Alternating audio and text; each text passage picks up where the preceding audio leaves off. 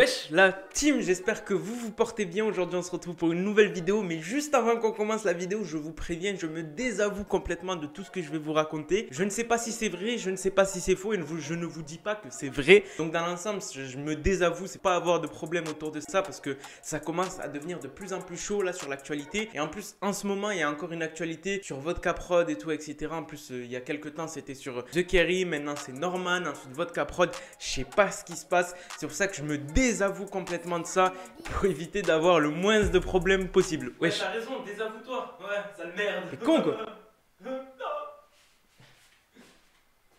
Donc avant toute chose la team, comme d'habitude, j'espère que vous allez bien. Vous pouvez mettre le like des familles, à vous abonner à cette chaîne et activer la cloche de notification, et aussi aller me follow sur Instagram, mon compte qui est là, qui s'affiche à l'écran et tout, etc.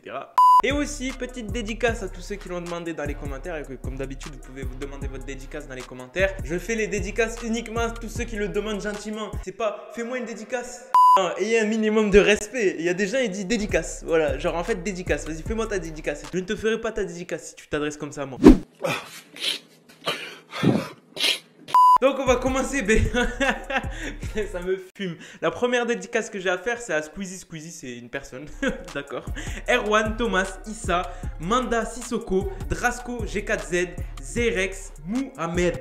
C'est pas Mohamed, c'est Mohamed. Putain, t'as failli t'appeler comme moi, c'est dommage. Overtox, Myriam, Tomo, ok. Abdoumrahman, Ba, Panaco de l'Erir, 33, Atomax Foot, Xmat, 445, Belka, Uchiwa. Donc grosse dédicace à vous la team, je vous remercie comme d'habitude d'être présent en commentaire, de mettre les likes et de vous envoyer des dédicaces. Je vous envoie le maximum d'amour que possible et ça fait plaisir et ça motive comme d'habitude. Donc on va rentrer dans le vif du sujet. Vous le savez, il y a quelques temps on a eu la polémique à propos de The Kerry qui sortait avec une meuf de 16 ans alors qu'il avait 33 ou 34 ans, je ne sais plus. Donc il y a eu cette petite polémique, top tendance pendant 2 jours, il s'est fait insulter par pratiquement tous les youtubeurs qui le côtoyaient et tout, etc. Il y a des gens qui ont dit qu'il avait un problème mental et tout, etc. Et que ça venait de là, du fait qu'il trouvait pas de femme et tout. Et en gros, il a trouvé cette femme qui le satisfaisait, que ce soit mentalement, physiquement et tout, etc. Et c'est pour ça qu'il s'est mis avec elle. Mais ça n'est pas aperçu que l'opinion publique autour de ça trouvait pas ça normal que lui, qui a plus de la trentaine, sort avec une meuf qui a 16 ans et qui est logiquement mineure. Même si elle a la majorité sexuelle, elle est quand même mineure. Fallait que je le dise, fallait que ça sorte. Désolé. Et là récemment, il y a une fille, une femme, appelez-la comme vous voulez, je crois qu'elle a 19 ans à l'heure actuelle, qui est passée aux aveux sur Instagram. Bien évidemment, je n'afficherai pas l'Instagram pour le respect de la fille et tout, etc. Même s'il est public et il est facilement retrouvable sur Twitter. Donc elle est passée aux aveux en faisant un thread sur Instagram, je sais. Pourquoi elle a fait un thread sur Instagram, je ne sais pas, elle aurait pu le faire sur Twitter. Où elle a parlé en fait de ce qui s'est passé avec Norman. Et en lisant le texte, je vous le répète, on ne sait pas si c'est vrai, on ne sait pas si c'est faux, mais il y a des preuves à l'intérieur. En lisant le texte, c'est très chaud, je vais vous le lire, c'est assez long. Prenez une tasse de café, une brioche, tout ce que vous voulez, posez-vous et mettez vos petits écouteurs et écoutez, je vais lire le texte de la meilleure façon possible pour que vous compreniez sans bugger. Mais franchement, c'est honnêtement chaud, c'est vraiment chaud. De tout ce que j'ai lu, c'est vraiment chaud ce qu'elle a pu dire et tout, etc. Donc on va passer à ça. Mais juste avant ça, à cette époque-là, elle avait 16 ans et à cette époque-là, Norman aussi avait 30 ans. Donc voilà, vous voyez, vous visualisez bien un peu le délire et tout. Donc on va commencer avec la première image. Donc c'est parti. Pour commencer, je tiens à dire que j'ai vraiment hésité à écrire ce texte. J'aime pas avoir ce genre d'intention autour de moi. Par contre, avec toutes les conséquences que ça a amené dans ma vie, je pourrais pas vivre avec la pensée qu'une autre jeune fille pourrait vivre la même chose que moi. C'est pourquoi aujourd'hui, je vais partager mon histoire avec Norman Thauvin. Entre parenthèses, Norman fait des vidéos en espérant pouvoir protéger les jeunes filles de ce monde. Avec un petit cœur, bien sûr. Tout a commencé en octobre 2017, j'avais 16 ans. J'ai envoyé un Snapchat de mon chat et moi en écrivant du genre « T'es 2 fans, #1 du Québec ». À ce moment-là, je n'aurais jamais pensé que mon Snap allait se rendre à lui. Je l'ai fait surtout pour la blague en me disant que j'allais jamais l'ouvrir, qu'il allait jamais l'ouvrir, pardon. Mais le lendemain matin, je me suis réveillé avec un Snap de sa part. Et dans ce temps-là, c'était mon idole. I swear, j'avais des photos de lui dans ma chambre.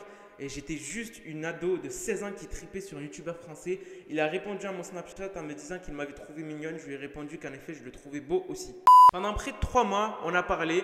Snapchat vidéo, photo, on parlait de tout et de rien, tout allait bien jusqu'à là, jusqu'à un moment où notre connexion s'est rendue à des photos dénudées. J'ai commencé à vraiment me poser des questions quand j'en ai parlé à mes amis à l'école alors qu'ils m'avaient dit clairement que je ne devais pas en parler. Je me souviens encore du regard de mes amis qui en revenaient pas, mais qui se questionnaient quand même sur les conséquences que ça pouvait avoir. J'avais maintenant 17 ans et lui 30, mes amis trouvaient ça douteux et pensaient qu'ils profitaient de moi, je voulais rien entendre.